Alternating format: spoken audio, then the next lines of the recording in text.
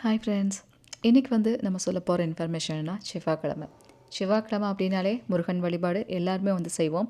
முருகன் வழிபாட்டில் பல வகையான வழிபாடு இருக்குது. நிறைய விஷயங்கள் உங்களுக்கு தெரிஞ்சிருக்கலாம். பட் நம்ம சொல்ல போகிற இன்ஃபர்மேஷன் எல்லாத்துக்கும் தெரிஞ்சது தான். பட் ரொம்ப ரொம்ப சிம்பிளாக சித்தர்கள் இந்த முறையை இப்படி செய்யுங்க, கண்டிப்பாக உங்களுக்கு சக்ஸஸ் கிடைக்கும் அப்படிங்கிற மாதிரி நிறைய விஷயங்கள் சொல்லி வச்சுருக்காங்க. அதுலேயும் அகத்தியர் சித்தர் இது ரொம்ப ஸ்ட்ராங்காக சஜஸ்ட் பண்ணுறார். நீங்கள் ரொம்பலாம் கஷ்டமே பட வேண்டாம், ரொம்பலாம் ரிஸ்க் எடுக்க வேண்டாம். சாதாரணமாக இந்த விஷயத்தை செஞ்சாலே போதும், நீங்கள் கேட்குற விஷயம் கண்டிப்பாக நடக்கும். கரெக்டாக இந்த முறையில் செய்யுங்க அப்படிங்கிற மாதிரி அகத்திய சித்தர் ரொம்ப ஸ்ட்ராங்காக சொல்கிறாரு. அந்த விஷயத்தை தான் இன்றைக்கி நம்ம சொல்ல போகிறோம். இப்போ இந்த முறை நம்ம செய்கிறக்கு பெரிய பெரிய பொருள் அதெல்லாம் எதுவுமே தேவையில்லை. நம்ம செய்ய வேண்டிய ரெண்டு விஷயம் என்னென்னா, ஒன்று, நம்ம என்ன செய்ய போகிறோங்கிறத தெளிவாக முடிவு பண்ணணும். இதில் அபிஷேகம் பண்ணுறது ஒரு வகை இருக்குது, அர்ச்சனை பண்ணுறது ஒரு வகை இருக்குது. இது ரெண்டில் எது பண்ணுறங்கிறத மட்டும் நீங்கள் தீர்மானம் பண்ணால் போதும். இது ரெண்டில் ஏதாவது ஒரு விஷயத்த நீங்கள் ரொம்ப ஸ்ட்ராங்காக எடுத்துகிட்டு அதை கரெக்டாக நீங்கள் பண்ணிட்டு வந்தாலே, அதாவது ரொம்ப பெரிய பிரச்சனையாக இருக்கட்டும், உடனே ரிசல்ட் கிடைக்கணும், ஏதாவது ஒரு முடிவு தெரிஞ்சே ஆகணும், ரொம்ப இக்கட்டான சூழ்நிலையில் இருக்கேன் அப்படின்னு நினைக்கிறவங்களுக்கெல்லாம் இமீடியட்டான ஒரு சொல்யூஷன் இது காட்டுமா, அந்த மாதிரியான ஒரு பவர்ஃபுல்லான ஒரு விஷயம் அப்படிங்கிற மாதிரி சொல்லியிருக்காங்க. இது எப்படி பண்ணணும் அப்படிங்கிறது நான் டீட்டெயிலாக சொல்கிறேன். நம்ம சேனலுக்கு நீங்கள் புதுசாக இருந்தால் மறக்காமல் சப்ஸ்கிரைப் பண்ணி வச்சுக்கோங்க. அப்போ தான் இது போல் பதிவெல்லாம் உங்களுக்கு நோட்டிஃபிகேஷனாக வரும். இந்த பதிவு பிடிச்சிருந்தால் மட்டும் ஒரு லைக் கொடுங்க. இந்த முறை செய்கிறக்கு நமக்கு தேவையான ஒரே ஒரு பொருள் என்னன்னா திருநீர்.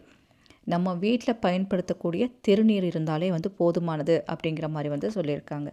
இந்த திருநீரை நான் சொன்னேன் இல்லையா, 2 வகையாக நீங்கள் இதை பிரிக்கணும்னு சொல்லிட்டு, அதாவது 2 வகையில் ஒன்று திருநீர் அபிஷேகம். சரிங்களா? தீர்க்க முடியாத கஷ்டத்தில், தீர்க்க முடியாத நோயினால், மிகப்பெரிய பிரச்சனையில் இருக்கவங்க திருநீர் அபிஷேகம் செய்யும் போது நல்ல ஒரு ரிசல்ட் கொடுக்கும் அப்படிங்கிற மாதிரி இருக்குங்க. திருநீர் அபிஷேகம் ஒரு வகை, திருநீர் அர்ச்சனை ஒரு வகை. சரிங்களா? திருநீர் அர்ச்சனை பண்ணுவோம், குங்குமத்தில் நம்ம எப்படி அர்ச்சனை பண்ணுறோம், அதே போல் திருநீர் அர்ச்சனை ஒரு வகை. இது இரண்டும் தான். இது இரண்டில் ஏதோ ஒன்று நம்ம செலக்ட் பண்ணி பண்ணாலும் நம்ம கேட்குற விஷயம் நடக்கும். அதுலேயும் சில ப்ரொசீஜர் கொடுத்துருக்காங்க. இந்த அபிஷேகமாக இது இப்படி பண்ணணும், திருநீர் அர்ச்சனையாக இது இந்த மாதிரி பண்ணணுங்கிறது சில விஷயங்கள் நுணுக்கங்களாக கொடுத்துருக்காங்க. அதை அந்த மாதிரி நீங்கள் ஃபாலோ பண்ணி பண்ணும்போது கண்டிப்பாக ரிசல்ட் கிடைச்சே தீரும் அப்படிங்கிற மாதிரி இருக்குது. ஏன்னா நமக்கு தெரிஞ்சு நிறைய மெத்தடெல்லாம் இருந்தாலுமே அதை எப்படி பண்ணணுங்கிறத மட்டும் நம்ம தெரிஞ்சு பண்ணோம்னா கரெக்டாக அந்த ப்ரொசீஜர் படி பண்ணும்போது நல்ல ஒரு ஒர்க் அவுட் ஆகும். இப்போ உதாரணத்துக்கு நான் அர்ச்சனை பண்ணுறதே பெஸ்ட்டுன்னு நினைக்கிறேன் அப்படின்னு நினச்சிங்கன்னா, இந்த பிக்சரில் கைகளை எப்படி வச்சுருக்காங்கன்னு பாருங்கள். அதாவது உங்களோட ஆள்காட்டி விரலுக்கும் மோதிர விரலுக்கும் நடுவில் இருக்க அந்த நடுவிரல், அப்புறம் கட்டை விரல், இந்த 2 விரல்களால் தான் திருநீர் நீங்கள் எடுக்கணும். எடுத்து அர்ச்சனை பண்ணணும். சரிங்களா? வழக்கமாக நம்ம அர்ச்சனை பண்ணும்போது டக்கு டக்குன்னு எடுத்து எடுத்து இப்படி பண்ணுவோம். அப்படி பண்ணக்கூடாதாமாங்க. அர்ச்சனை பண்ணுறதுக்கு இந்த மாதிரி ப்ரொசீஜர் தான் அர்ச்சனை பண்ணணும். அதுவும் வேண்டுதலுக்காக, நீங்கள் ஒரு விஷயம் நடக்கணும்னு சொல்லி வேண்டுதல் வச்சு நீங்கள் செய்ய போகிறீங்கன்னா, இந்த விரல்களால் எந்த பொருள் அர்ச்சனை பண்ணுற குங்குமமாக இருக்கலாம், திருநீராக இருக்கலாம், மஞ்சளாக இருக்கலாம், எந்த பொருளை எடுத்தாலும் அந்த நடுவிரலுக்கும் கட்டை விரலாலையும் 2 விரலால் எடுத்து தான் அர்ச்சனை பண்ணணும் அப்படிங்கிறது ஒரு ப்ரொசீஜர் இருக்குது அப்படிங்கிற மாதிரி சொல்லியிருக்காங்க. நீங்கள் வீட்டில் இருக்க திருநீரை உங்கள் வீட்டில் இருக்கக்கூடிய வேலுக்கோ அல்லது முருகன் சிலைக்கோ முருகன் படத்துக்கோ இந்த மாதிரி நீங்கள் அர்ச்சனை பண்ணலாம். அர்ச்சனை பண்ணும்போது மறக்காமல் நான் சொல்கிற மந்திரத்தை மட்டும் சொல்லுங்கள். இப்போ நான் சொல்கிற இந்த மந்திரம் அகத்திய சித்தருக்கு ஃபேவரட்டான ஒரு மந்திரம் அப்படிங்கிற மாதிரி இருக்குது. அவரே அதிகமாக பயன்படுத்தின ஒரு விஷயன்ற மாதிரி. ஓம் நமோ குமாராய நம.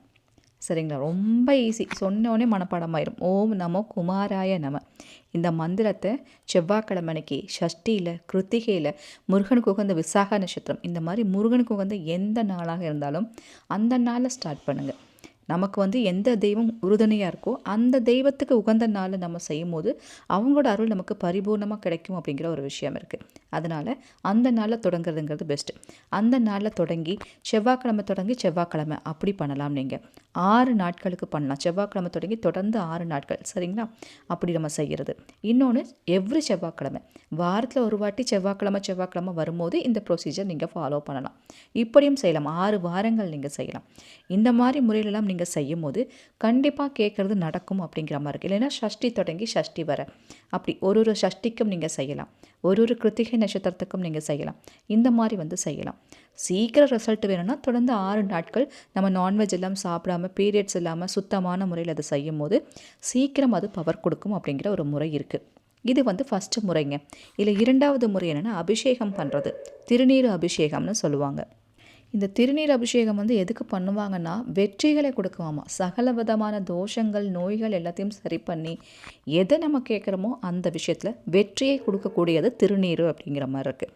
அதனால் இந்த திருநீர் அபிஷேகத்தை உங்கள் வீட்டில் நீங்கள் சிலை வச்சுருக்கீங்க, முருகன் சிலை வச்சுருக்கீங்கன்னா நீங்களே திருநீர் அபிஷேகம் பண்ணலாம் அவருக்கு. வாரத்தில் ஒரு நாளோ அல்லது டெய்லியுமோ காலையில் அல்லது ஈவினிங் நீங்கள் விளக்கு வைக்கும் போது இந்த 2 நேரத்தில் ஏதாவது ஒரு நேரத்தை நீங்கள் இதுக்கு பயன்படுத்தினாலே போதும். அந்த மாதிரி வந்து நீங்கள் திருநீர் அபிஷேகம் வந்து பண்ணலாம். இல்லைன்னா கோவிலில் முருகன் சிலை இருக்குன்னா நீங்கள் செவ்வாய்க்கிழமை திருநீர் அவருக்கு வாங்கி கொடுத்து அபிஷேகம் பண்ணுற டைமில் இந்த திருநீரையும் பண்ணுங்க அப்படின்னு சொல்லி அந்த அபிஷேகத்தை நீங்கள் பார்க்கணும். இப்படி செய்கிறது கூட அது எந்த விஷயமா இருந்தாலும் சொல்யூஷன் அந்த 6 நாட்களுக்குள்ளே கிடைச்சே தருங்க. தொடர்ந்து 6 நாட்களும் நீங்கள் அபிஷேகம் பண்ணலாம் அல்லது வாரத்தில் ஒரு வாட்டி அபிஷேகம் பண்ணலாம். உங்களுக்கு உங்கள் பிரச்சனையை பொறுத்து அந்த டைம்ன்றதை நீங்கள் இழுத்து வச்சுக்கலாம். 6 நாட்களுக்குள்ளே முடிஞ்சாலும் சரி, இல்லை 6 வாரத்துக்குள்ளே முடிஞ்சாலும் சரின்ற மாதிரி நீங்கள் அதை எக்ஸ்டெண்ட் பண்ணி கொண்டு போய்க்கலாம். அதனால தான் இந்த டைமிங் வந்து இப்படி கொடுக்கப்பட்டிருக்கு. இதெல்லாம் ரொம்ப எளிமையாக செய்யக்கூடிய ஒரு பவர்ஃபுல்லான மெத்தடுன்னு சொல்லிட்டு அகத்திய சித்தர் ரொம்ப சஜஸ்ட் பண்ணுறாங்க. கஷ்டம்னு ஏன் வந்து ஓடுறீங்க, நம்ம கையிலேயே சொல்யூஷன் இருக்குது. அந்த திருநீரை பயன்படுத்தி இப்படி குமரனோட வார்த்தையை சொல்லுங்கள், கஷ்டம் எங்கே இருக்குன்னே தெரியாமல் போயிடும் அப்படிங்கிற மாதிரி அகத்திய சித்தர் ரொம்ப ஸ்ட்ராங்காக சொல்கிறாரு. இந்த மந்திரம் அகத்தியரோட ஃபேவரட் மந்திரம். அகத்தியர் வந்து அடிக்கடி இந்த வார்த்தையை பயன்படுத்துவார். அகத்தியர் வந்து யூஸ் பண்ணுற ஒரு மந்திரம்னா இந்த மந்திரம் அப்படிங்கிற மாதிரி ரொம்ப பவர்ஃபுல்லானதுன்னு சொல்லி கொடுத்துருக்காங்க.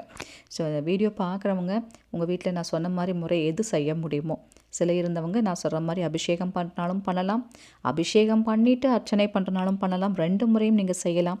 அந்த திருநீரை நீங்கள் எடுத்து வச்சுட்டு நெற்றிகளுக்கு நீங்கள் பயன்படுத்திக்கலாம். முக்கியமான விஷயங்கள்லாம் பண்ணுறீங்க, வெளியே போகிறீங்கன்னா வீட்டில் இருக்கவங்க அத்தனை பேரும் அந்த திருநீரை வச்சுக்கிறது நல்ல ஒரு பாசிட்டிவான ரிசல்ட் கொடுக்கும். அதே திருநீரை அந்த அர்ச்சனைக்கு பயன்படுத்தின அதே திருநீரை மறுபடியும் நீங்கள் அர்ச்சனைக்கு பயன்படுத்திக்கலாம். அந்த மாதிரி கூட நீங்கள் ரொட்டீனாக அதை யூஸ் பண்ணுற மாதிரி நீங்கள் பண்ணிக்கலாம். அப்படிங்கிற மாதிரி ஒரு சுலபமான ஒரு முறை தான். ஸோ நம்ம வீட்டில் இருக்கிறது தான். அதனால் எவ்வளவோ செஞ்சுருப்பீங்க. இது ரொம்ப ஈஸியாக செய்கிற ஒரு முறை அப்படிங்கிறனால இதை ஒரு வாட்டி ஒரு நம்பிக்கையோட ஒரு கான்ஃபிடென்ட்டோட செஞ்சு பாருங்கள். ரொம்ப சுலபமாக செய்கிறது தான் நல்ல ஒரு ரிசல்ட் வந்து உங்களுக்கு கொடுக்குங்க. ஸ்கூலுக்கு போகிற பசங்கள்லாம் இருக்காங்கன்னா நீங்கள் அவங்க கையால் கூட செய்ய சொல்லலாம். ஒரு எக்ஸாம் டைம் வருது, நல்ல மார்க் எடுக்கணும் அப்படின்லாம் கேட்குறீங்க இல்லையா, அந்த குழந்தை கையால் இந்த மந்திரம் ரொம்ப ஈஸியாக இருக்கனால ஒரு அபிஷேகம்லாம் பண்ணுறோன்னா ரொம்ப ஈஸி தான். இதை மட்டும் நீ பண்ணு சாமின்னு சொல்லி கொடுத்தீங்கன்னா அழகாக அவங்களே வந்து பண்ணுவாங்க. அவங்க கையால் பண்ணும்போது முருகன் வந்து கல்வியிலெல்லாம் நல்லா சிறந்து விளங்குவார் அப்படிங்கிறனால அறிவு ஞானம் இதெல்லாம் நல்லா கொடுப்பாங்க. அதனால் படிக்கிற குழந்தைங்க கூட இந்த விஷயத்த செய்யலாம். இதெல்லாம் செய்யும் போது நல்ல ஒரு பவர் கிடைக்கும் அப்படிங்கிற மாதிரி இருக்குங்க. அதனால் நமக்கு தெரிஞ்ச ஈஸியான மெத்தட் எப்படியெல்லாம் செய்யலாங்கிறது நான் சொல்லியிருக்கேன். உங்களுக்கு அது எப்படியெல்லாம் செய்யணும்னு தோணுதோ அந்த மாதிரி செய்யுங்க. இதெல்லாம் செய்யும் போது கவுச்சி பயன்படுத்தக்கூடாது, நான்வெஜ் சாப்பிடக்கூடாதுங்கிற மாதிரி இருக்குது. அதனால் அதை வந்து நீங்கள் பார்த்துக்கோங்க, சரிங்களா? அவ்வளோதாங்க, ரொம்ப ஈஸியான மெத்தட். உங்களுக்கு இது பிடிச்சிருக்கு அப்படின்னா லைக் பண்ணுங்கள், உங்கள் ஃப்ரெண்ட்ஸுக்கும் ஷேர் பண்ணுங்கள். இது போல் பல இன்ஃபர்மேஷன் சொல்கிறதுக்கு நான் காத்துட்டே இருக்கேன். உங்கள் அன்பு தோழி ராஜி. Thank you so much.